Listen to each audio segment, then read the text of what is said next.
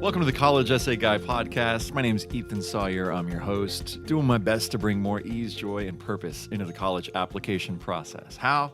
By interviewing rad people with rad ideas who've got some experience in this college admissions world and sharing with you their resources. On this episode, I interview Ann Wager, who worked for a bunch of years in data and technology, made the transition to counseling, and she, as she puts it, out of desperation, developed some cards that she uses with students to help them identify not just their preferences in terms of, what they're looking for in a college, but what she calls deeper preferences. And on this episode, she identifies what does she mean by deeper preferences and why are those important? We also talk about some common mistakes that students make when picking colleges, how parents can best support in the college selection process, and for students out there who are doing this without a counselor or a really involved parent, how you can use these cards to really help figure out what you're looking for in a college. All this and more on this episode. Enjoy. Hello, and welcome to the podcast. My guest today is Ann Wager. She is pretty rad. Let me tell you how rad. So she grew up in Silicon Valley. Her dad was a PhD physicist, and she spent a lot of time hanging out Saturdays with her dad at the electronics hub Zach Electronics in Palo Alto around tech.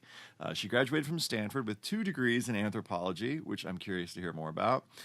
She did some behavioral research at Jane Goodall's outdoor primate facility, Gombe West. And she's always been fascinated by how humans interact with tech and how that impacts behavior, which we'll get into in a bit. She studied mapping and programming at Stanford, and it was actually one of only a few women in her programming and civil engineering classes. So after graduating, she worked for some multinational engineering firms in Boston and San Francisco, ran her own land surveying and geographic information systems companies, consulted with a few companies you've heard of, Microsoft, Costco, something called homegrocer.com, which was well before Amazon and Whole Foods teamed up. Then she took a career shift and made the transition to the world of data and tech to counseling, which brings us here today. She's rabid about developing tools that have a big impact on students and counselors. And over the last 15 years, she's worked with over 1,500 students as they go through this college search process. I'm so excited for you to be here. Ann, welcome to the podcast. Thank you. It's great to be here. So I'm most curious about just hearing a little bit more on, first of all, 2 degrees in anthropology. One is awesome. 2 was that like a bonus degree? It's a bonus degree at Stanford. Yeah, they do that. They do the 5th year option. Oh, gotcha. Okay, got it.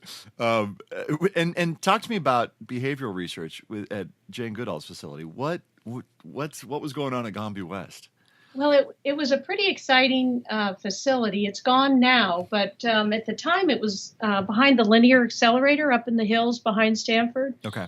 And I'd ride my bike up there, and it was fascinating. You'd go through the gates of the linear accelerator, and there it opened up into a huge chimp facility, outdoor facility where they were playing in the trees and had a lot of land to run around it. We were doing research on the chimpanzee behavior, and it was fascinating to watch them on a daily basis and how they reacted in groups.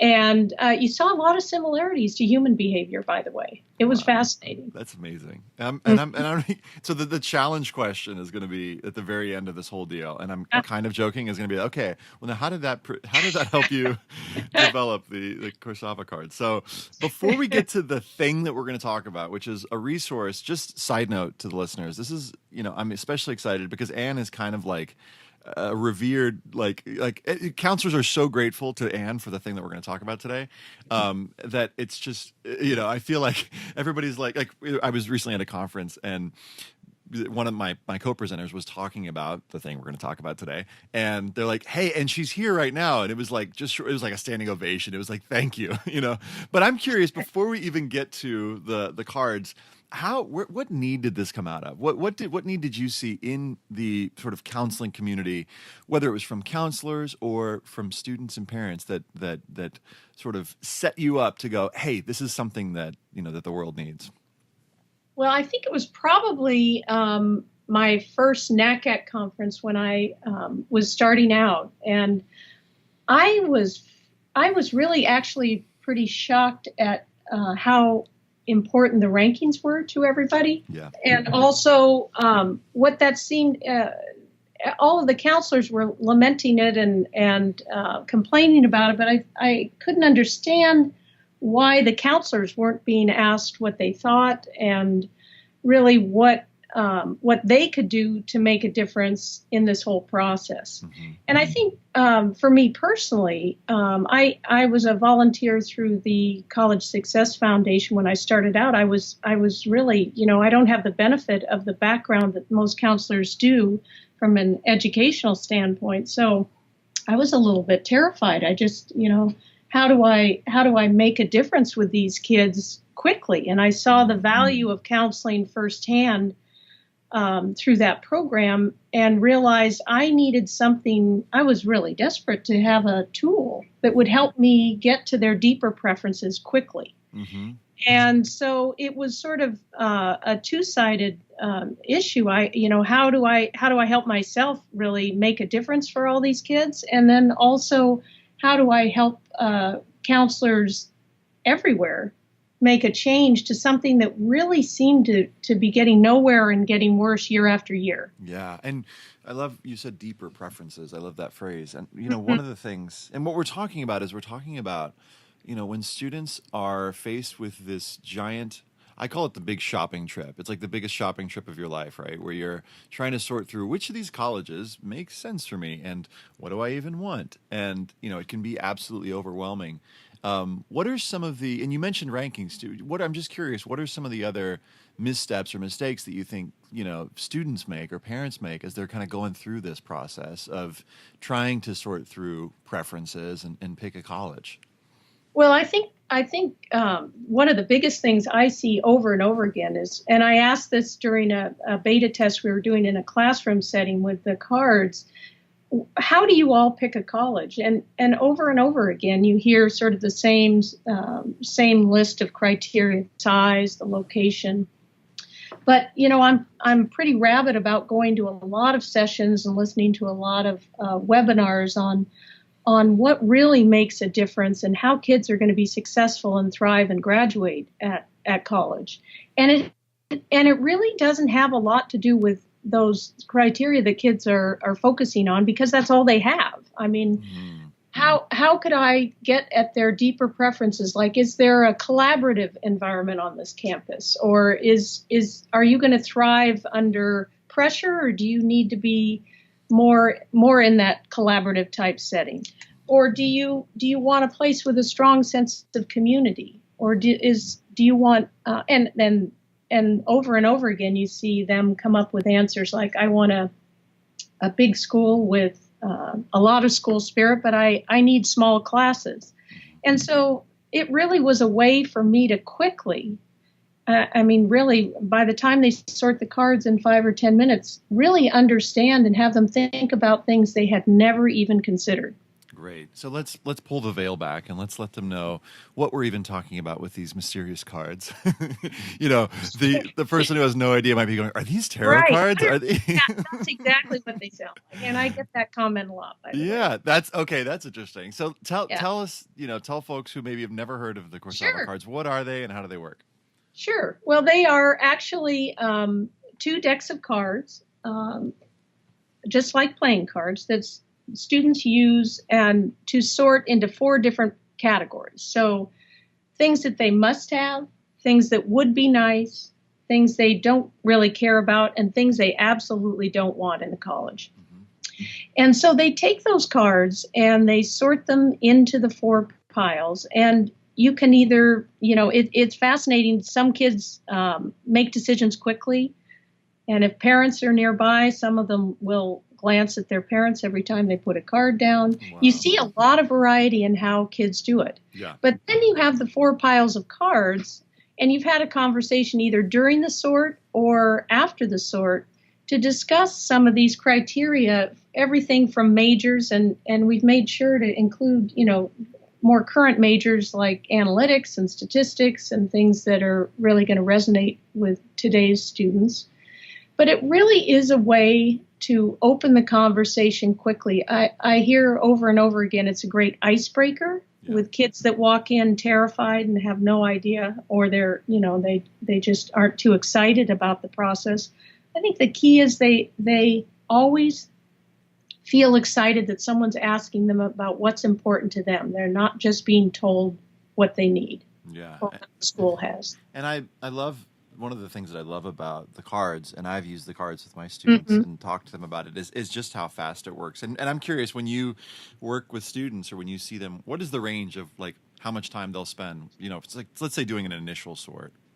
I think, and I've timed it. I've worked with so many students using these cards. It's really funny. You see so many different styles. You see the sort of the Las Vegas dealer style where they go very quickly and, it takes them 5 minutes and they know exactly what they want. Right.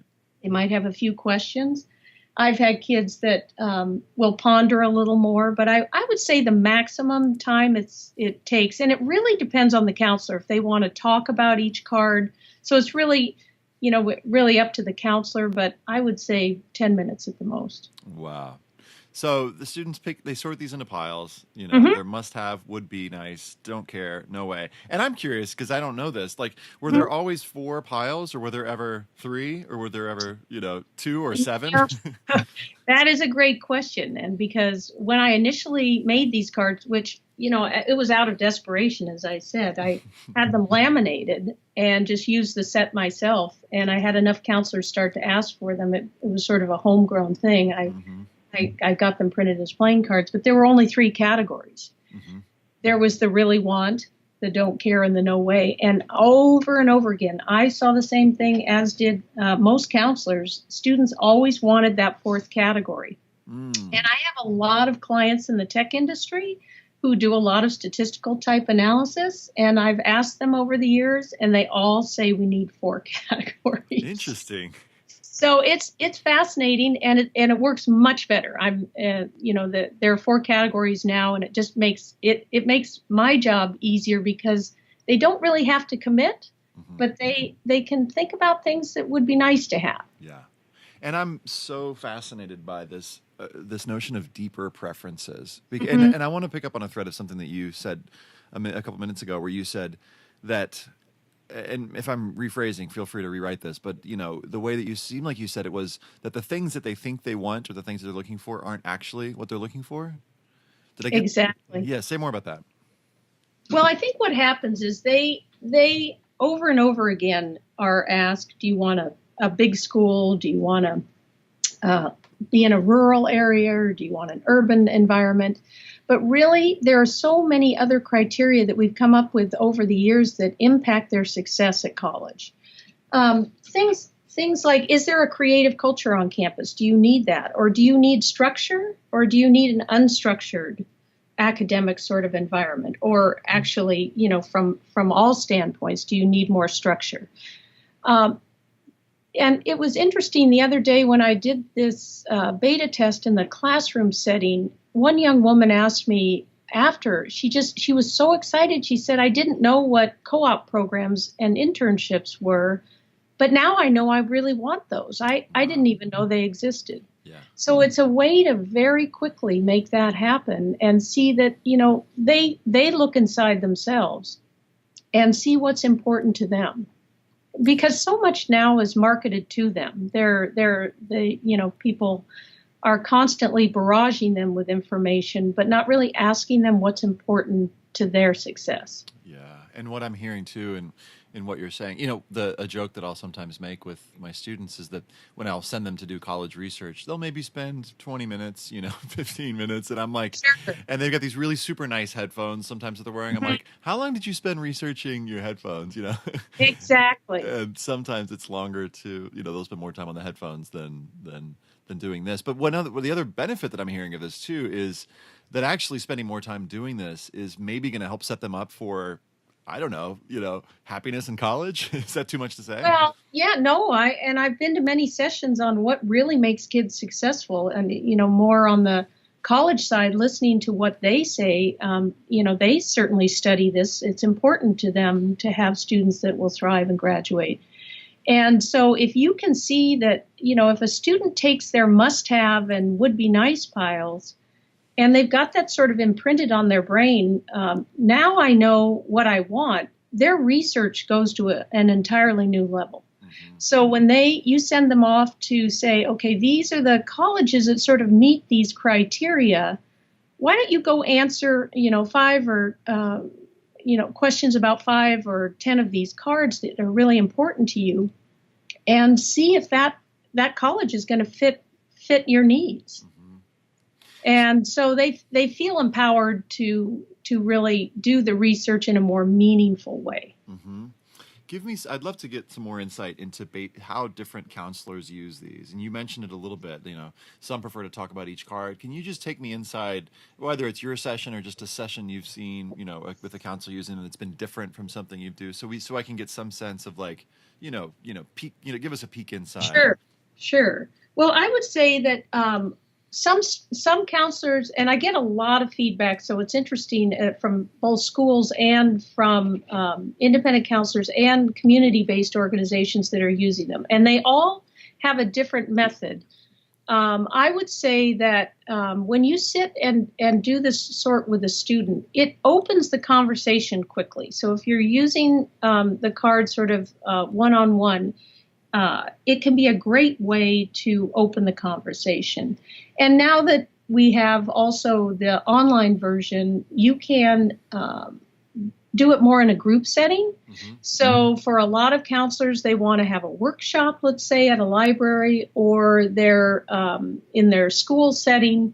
They want to have this discussion and have students really evaluate what's important to them. I have some counselors that use it, the card sort, let's say 3 times during the process. They'll use it before the student or when the student comes in for the first time.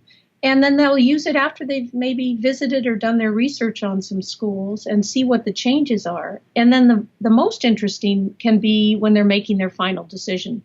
And I love, if you have the luxury of seeing the student more than once, which some counselors do, you see some big changes. Yeah. And that's rewarding because they've said, I really thought I wanted this, but I've learned more about this now. Yeah. What I love about them especially is the way that there's potential for them to have a paradigm shift, like right there in 5 minutes. Exactly. And oftentimes students don't know because they don't have the menu of sort of, well, what are the options? What are there's an exercise that I use called the values exercise, where I just present this list of values and I go, okay, you've got 2 minutes, pick your top 10 values. And suddenly students are learning that they do have preferences, that, they might choose family over, social justice, or, they choose the environment over something else. So suddenly it's like, oh, and just, what I love about it too is that it's concretizing these things that are maybe abstract and kind of floating in their minds, but suddenly when forced to make a choice, you got to, circle something or put something in a pile. It's like, oh, I do have a preference. Yeah, exactly. And I think that's such a great tool, because asking a student to look inside themselves as opposed to, externally what's going on around them. And also I think you've got a good thing going there, because this generation is really into relationships, which is such a surprise, because you think, oh, they're just, they're online all the time. Right. I think I've seen the shift. I think there is a shift that they really value that personal time, and also, and even if you're a counselor with a big caseload, you have, and now that there's a report that's generated after the card sort, you have information on what is important to that student. And in 5 minutes, counselors who really know their schools are going to be able to give you some answers quickly. I want to hear more about the online thing in a second, but first I'm curious, where did the name Coursava come from? Oh, well, that was kind of interesting. There are a lot of expensive ways to get company names. I've just discovered. Right. And I didn't want to use any of them. And so we had a contest in our family, and we decided, well, actually, we were going to give a reward of a dinner out to whomever came up with the best solution. And actually my husband did. And it was 3 Italian words put together. Corso, which means path. The verb to know, sa, and va, to go. So it really is, it's a made up word, Korsava, um, to know your path. And it was available, and we were pretty excited about it. That's really exciting. It's Yeah. great. It's a beautiful word. It only cost one dinner. That's awesome. It's funny how I find with games like this, because I love using games to motivate my students too. My wife totally hates it, and so I try not to use it on her. But how, how a game with something like, and sometimes I'll joke, I'll be like, the prize is the joy of winning, but a dinner totally worked. Did you end up like following through on the dinner? Did you guys make that happen? We did, but we're all kind of sharing anyway. Right. Tell me about, I'm just curious about how, even before you got into the online version, how have the cards evolved? Some of the ways, like, were there new cards developing? I know that the colors changed. Talk to me a little bit about that. Oh, yeah. Well, at the beginning, I because I did them myself, I just downloaded some free, hopefully free, Microsoft clip art and made them myself on my computer. So they were very basic. There was no sort of artistic pattern to them except for Microsoft. And really the categories, we only had the 3 categories, and we had some pretty basic type. I had some of the deeper preferences, but I would say that over the years, what's changed is the amount of counselor and student and family feedback I've received on the cards, so that we've been able to add some that really are more impactful. I mean, when I meet with college admissions representatives, I'm hearing over and over again they're really pushing sort of, we have a collaborative environment here, we have a competitive environment, or is social justice an important thing to the students? So, what we're hearing, when I hear that there are trends out there, I want to make sure that we reflect that in these cards. Yeah. Talk to me about the colors, the color coding. That's interesting too. That was a big change. That I'm glad you brought that up, because what we've done is enough counselors were sort of creating their own categories with the initial sets of cards, the earlier ones that didn't have categories, and they gave enough feedback, and we decided that really the key to having the report and sort of the summary be more meaningful would be to add different categories like student resources, the educational culture on the campus, the campus culture, and then obviously things like majors and residential life. And so what you see is when the students sort them now, you can see that, wow, the academics are in the don't care pile, all of them. But they really care about the culture on the campus. That's interesting. So it's interesting to see, because of the categories now, you can really see what's meaningful to the student, and it can open some discussion as maybe we need to rethink that a little bit. Right. And I could really see how, so I'm connecting this to values, Mm-hmm. and I'm also connecting it to preferences that I've seen. And sometimes, because I have students do either do what you are, Myers-Briggs, or I'll have them do. Yes, I use that too. Yeah. Yeah. Use science. And I'm, going, okay, is this jiving with what I'm getting over here? If, for example, if the student is an intuitive feeler on the Myers-Briggs and NF, are they, in terms of, their heart values, are they idealistic? Are they, we talk about valuing relationships, valuing the community. Is that reflected in the cards? And sometimes it's true, and sometimes that's really satisfying, and sometimes it's not. And what it does for me is it allows me to sort of go, oh, okay, well, let me think. I was thinking about the student this particular way, but now I'm seeing this other side to him. Exactly. And I think, you can have all kinds of online type reports, and those are great, and they help you initially. But it really, nobody is going to be defined that narrowly. Right. And it's fascinating. That's what I love about the discussions you're able to have about things that you assumed maybe they would want or not want, but in fact, you were wrong. Right. Talk to me about what the online version has opened up. What's possible now with the digital version that maybe wasn't possible before, with just, with the because I love the in person, but I'm really excited about I do the too. online. So yeah, talk to me about that shift and what you're seeing currently Well, and for the future. I got so many requests to have it online, and I initially pushed back a little because, as you said, the value is sitting there with a student, but not many people have the luxury of doing that. Right. And I really wanted to take it to the next level.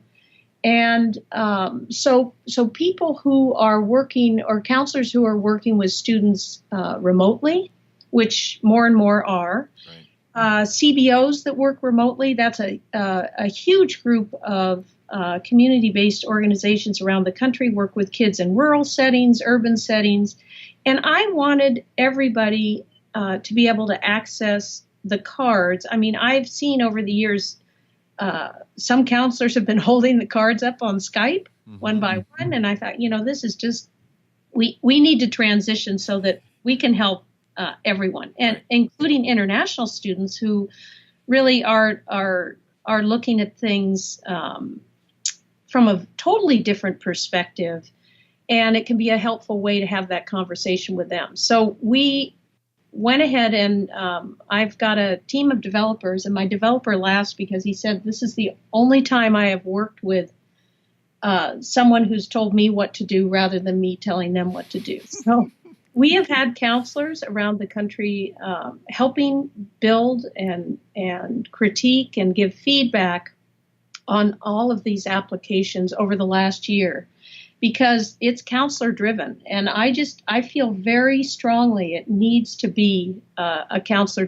driven process, and they need to be given the technology that they deserve to make a difference. So I would say the online version really just is more a way to work, in a group setting, remotely, internationally, and a lot of counselors assign the card sort, and then if they only have 5 minutes with the student, they've got the report in front of them, and they can have a very effective conversation very quickly. And for those folks who may be using the cards but haven't seen the online version yet, just kind of map it out for us. Is it a kind of drag and drop thing? How does it work? No, it's the 4 emoji cards, which are kind of fun. I get a lot of feedback on those. Those are definitely an upgrade. And it's just a way to, it's a random sort, the way it would be with your deck of cards in your office. And students just click quickly through all of them, and then a report is generated. And the nice thing is it has a 1-page summary guide so that you don't have to explain to parents if they weren't there. They can see the report. You can share it. You can save it as a PDF. You can print it. You can do whatever you want with it. But it's a way to, and we've added a lot more cards. That's been fun. And I think because we're in real time now, we've got about 21 new cards coming out that a lot of people have asked for. And you can hide cards. If your school or your practice doesn't want certain cards, you can also hide them. Oh, interesting. So a lot more flexibility, because certain people, certain counselors, certain schools may not want all of them available. Yeah, you may not even want to say what those are, but I'm curious. I'm always curious.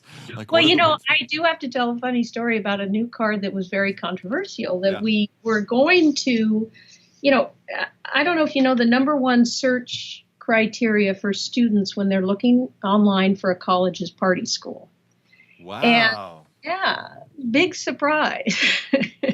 So I got a lot of pushback on that, but it's been fascinating because parents will raise their eyebrows, watching a student put it in the would be nice category. But what I found is that card is pretty powerful because it opens a lot of conversations about why they're going to college too. Right. So we have new cards coming out all of the time, and now with Facebook and all of the feedback we're getting on a pretty high level, we're able to create new cards and add cards and change cards and update them real time, which is super fun. Oh, wow. I think one of the really fun parts of the new online version is the definitions that we added for each card. We found that a lot of students would ask questions. And if you have the luxury of a counselor right there with you, it's great because you can talk about, hey, what is a co-op program? And I need a little help understanding what that is. And, one of our most questioned card, or the one that we get the most questions for, is the big fish in a little pond. And most kids don't understand what that is. And so that can be a really great conversation. So we ended up writing definitions for each card that pop up as the card goes by on the online version. And I initially wrote those myself and had one of the counselors I have on our early adopter team take a look at them, and our developer, who's a millennial as well, took a look at them and said, these are super boring. So it's good to have honest people you're working with, right? No, we have a great team. Yeah. And I was initially embarrassed about it, but I decided, of course, we need to just have them completely rewrite all of these definitions. And she's done a wonderful job. And it was really fun to watch the students go through it in sort of that beta testing classroom, because they didn't ask me one question. They knew exactly what those definitions of each card meant without any explanation, and they thought they were fun. That's awesome. I mean, anything that in this, business or in this, game that can be so high touch and involves so much work for counselors, something that is automatable that we didn't think was automatable is like a real gift, I think, to counselors and to parents, that you can just sort of turn a student loose and suddenly they've got something on the other side of it. So, Anne, talk to me about how do parents respond to the cards? Well, that's such a fun question because it's fascinating to watch the dynamics. I would say in many cases, the student will get to the end of the card sort, and if the parent is there, they'll say, gee, see that financial aid card that you have in the don't care pile? Let's move that into the must-have pile. And that kind of conversation can be helpful. But what is more fun is when I see the parents say, I wish I had this when I was young, because what I hadn't even really thought about those types of things. And it tears down that wall a little bit between, what the parent is thinking is right for the child and what the student is thinking is important to them. Mm-hmm. And I'm not saying that either is right or wrong, but it's the dialogue that I see that's fascinating. So even if the report is sent to them after the fact and they can sit around the dining room table and talk about the results, I think it opens that conversation and gets everybody on the same page early. So we all know how many counselors are barraged with, what do you mean you're applying to these schools? I don't even, these aren't schools I wanted on your list. And so it gets everybody thinking about important criteria early in the process to ease the stress that often comes up with helicopter parents, let's say, who know exactly what is right for the student. And that's definitely in conflict with what the student wants. And we all know that if we can empower the student, I see it over and over again, they're going to be, if the decision is based on their criteria as well as obviously the financial need and all, yeah, they're going to be happier and sort of power through college if they've had more to say about what the decision is going to be on where they're going to go and what's important to them. College is not, it's going to have its ups and downs no matter where you are. But if you feel that you've really thought about that decision at a deeper level, I find that kids are just more successful and will graduate. So what advice would you give to counselors if they recognize that they might be dealing with a helicopter parent, just in terms of how the student is sorting the cards? Right. Your first clue is when they look at their parents every time they pick a card up and decide what pile they're going to put it into. And I have a lot of counselors tell me they'll send parents into a different room with their own set of cards. Great. That's great. And that actually can be an interesting process because when you see similarities and the differences in what the parent thinks the student wants or should have versus what the student wants, that can be a valuable conversation right there. I think another thing that the students really love about the cards is it's the first time they've gone through sort of a preference selection of what matters to them without being asked their GPA and their scores. And when I was doing that beta test in a classroom setting, one young woman turned to me and said, I think the thing that I really loved about this process is you were asking me what I wanted, and I didn't get turned off by having to give you my GPA and my scores, because the minute I do that, I freeze up and I give up. Right. And it was a rewarding moment for me, because there are colleges that meet a lot of those students' preferences in all selectivity categories. That's great. And it really expands the conversation about what fit means, I think. This is interesting because in some ways, looking at what schools quote unquote fit you based on scores and GPA is a valid way of sorting. Like another podcast that I did with Mark Moody, he has his quick and dirty list builder, which is like based on your tests and scores, here's some schools to consider.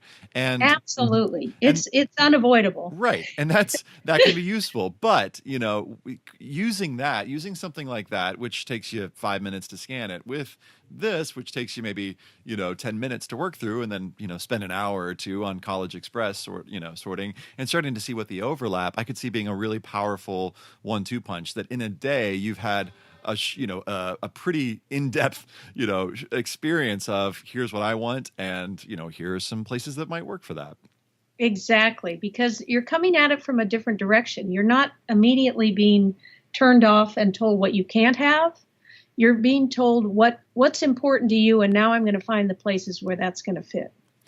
And then, so talk to me. So a student goes through this process, they spend the 10 minutes or, however many minutes going through it.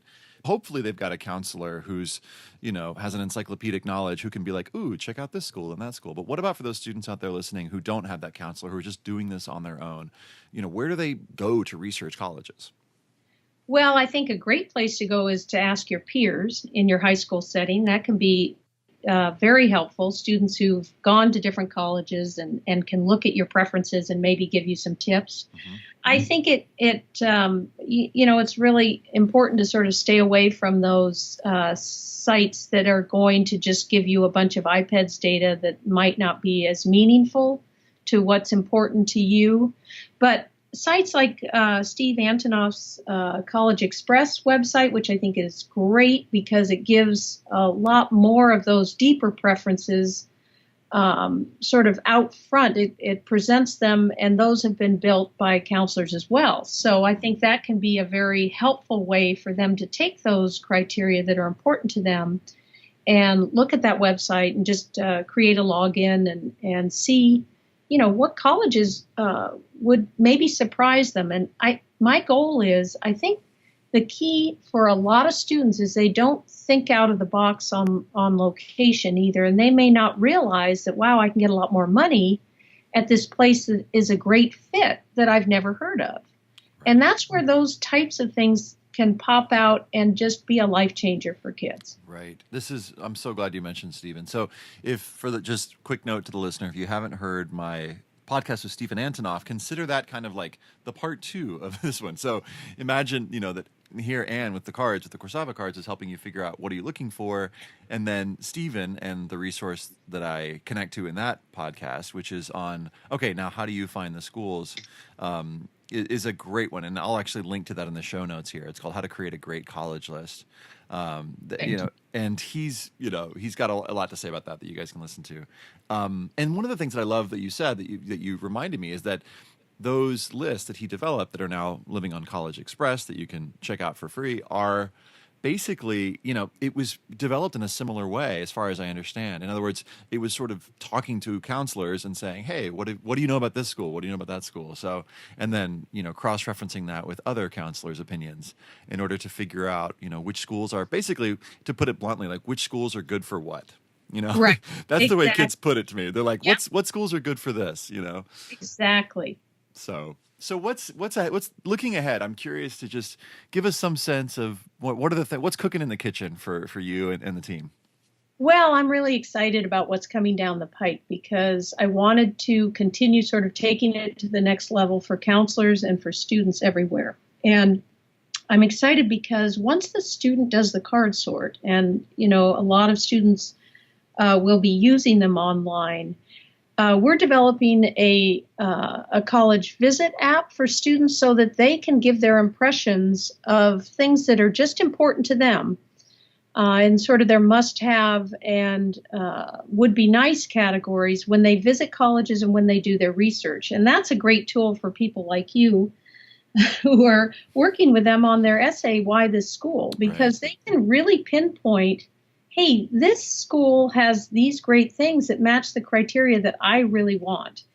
And we are also developing the mobile version for counselors to give their impressions, which, as I mentioned earlier, are just invaluable because they're the ones who do all the visiting and all of they see the admissions reps when they come to their high school, and that combination of the counselor input and the student input on impressions is really going to be powerful. Really neat. I love it. Yay! I'm excited. I'm so excited, like that you're in our industry. I know that sounds like a weird thing because it's like you've been in it longer than I have, or as long as I have. So that's maybe a weird thing to say. But I'm just really grateful that you're applying your brain and your interests to these problems that I find to be interesting problems as well. Well, I really appreciate that. I am really excited about the project. Yeah, and it's funny that, and what I also appreciate is how I used to see you as a specialist, and that this is the kind of, and I'm certainly you're working on other problems and things in your life, but this is a particular problem that's such a huge pain point, and so I'm just grateful. So I want to do show and tell. Hmm. And so this is the part of the podcast, if you haven't heard it before, where we each share a resource that we're finding useful either in our lives or that we'd recommend that, folks check out in terms of the college application process. So, and what have you brought today for show and tell?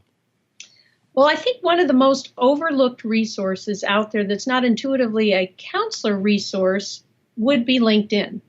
And I just love talking to students about what their dream job is, or whether they want to be a doctor, or they want to work in a ski manufacturing company, or they want to study work in a company that's going to look at how people react to certain products or product design.